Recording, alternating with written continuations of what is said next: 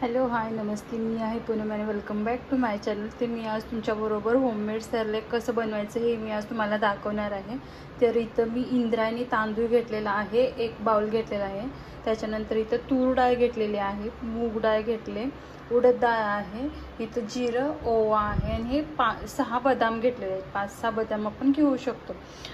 तर सगळ्यात म्हणजे आपण काय करायचं आहे, कोणताही वासाचा तांदूळ घ्यायचा आहे। तर इंद्रायणी हा लहान मुलांसाठी खूप फायदेशीर असतो, म्हणजे त्या वासामुळे ते खायला बघतात। त्यामुळे मग मी हा घरचा इंद्रायणी तांदूळ स्वच्छ निवडून घेतलेला आहे आणि आपण बाहेरचं विकत आणण्यापेक्षा आपण हे इझिली घरी बनवू शकतो।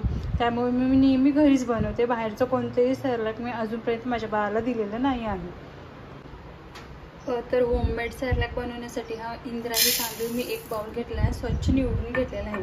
त्याच्यानंतर त्याच्यापेक्षा थोडीशी कमी इथं मी मूग डाळ घेतलेली आहे, त्याच्यानंतर थोडीशी कमी मी इथं तूर डाळ घेतलेली आहे, त्याच्यानंतर थोडीशी कमी उडद डाळ घेतलेली आहे आणि इथं मी हे 6 बदाम घेतलेले आहेत। हे सगळं आपल्याला काय करायचं, स्वच्छ पाण्याने धुवून घ्यायचं आहे 2 वेळेला। काय करते, मी पाणी घेतलंय आणि हे स्वच्छ मी 2दा धुवून घेते, ज्यामुळे काय होईल तांदूळ किंवा याच्यामध्ये काय असेल हे स्वच्छ धुतलं जाईल।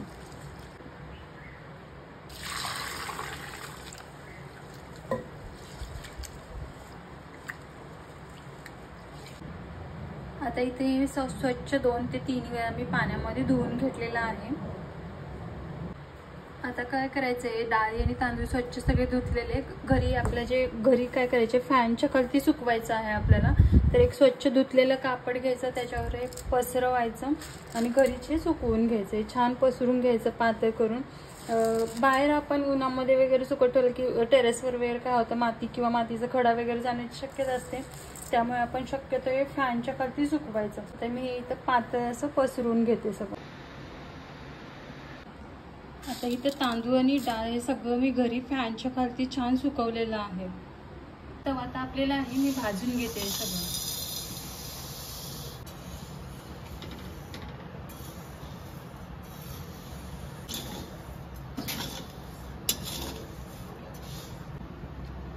आता इथं तांदूळ आणि डाळ थोडं गरम झालेलं आहे, तेव्हा मी इथं ओवा आणि जिरं टाकत आहे, कारण याच्यामध्येच ते छान भाजलं जाईल। आता हे छान थंड झालेलं आहे, तर काय करते मी मिक्सरमध्ये बारीक करून घेते। आता इथं मी ह्या टाईपमध्ये बारीक करून घेतलेलं, रवा टाईपमध्ये। आता हे मी काढून घेते आणि राहिलेलं पण बारीक करून घेते। मी हे चालत नाही आहे, कारण हे बरोबर बारीक झालंय। जर लहान बाळ असेल ना 7, 8, 9 महिन्याचं, तर थोडं चाळून घ्यायचं आणि वरचं थोडंसं मोठं असतं ते परत एकदा मिक्सरला फिरून परत त्याच्यामध्ये ॲड करायचं। आता मी सगळं बारीक करून घेतलेलं आहे। आपल्याकडे कोणता पण एक हवाबंद डबा किंवा भरणी असेल त्याच्यामध्ये स्टोअर करून ठेवायचं। हा माझ्याकडे कप आहे, ज्याच्यामध्ये मी विहांचं सगळं खाऊ स्टोअर करून ठेवत राहते। तर हे आरामात मला 15 दिवस होतं, आपल्या देण्यावर असतं। आता मी त्याला दिवसातून एकच टाइम देते, त्यामुळे मला 10 ते 15 दिवस हे होऊन जातं। आता इथं मी स्टीलचं भांडं ठेवलंय गॅसवर, त्याच्यामध्ये 1 ग्लास पाणी ओतत आहे। त्याच्यामध्ये हे मी 2 टेबलस्पून होममेड सेरेलॅक घालत आणि छान मिक्स करत आहे। लक्षात घ्या, गरम पाण्यामध्ये आपल्याला जास्त नाही, थंड पाण्यामध्ये हे मिक्स करायचं आणि छान 5 मिनिटं हे शिजवून घ्यायचं आहे। हे मिक्स करत राहायचं, नाहीतर काय होतं की याच्यामुळे गाठी धरतात, त्यामुळे मध्ये मध्ये मिक्स करायचं आणि छान शिजवून घ्यायचं। आता हे शिजत आहे, याच्यामध्ये मी घरचं हे साजूक तूप टाकत आहे थोडं। आता इथं पाहू शकताय सेरेलॅक छान शिजलेला आहे। तर मी गॅस आता बंद करून घेते आणि इथे मी एका हे डिश मध्ये काढून घेते।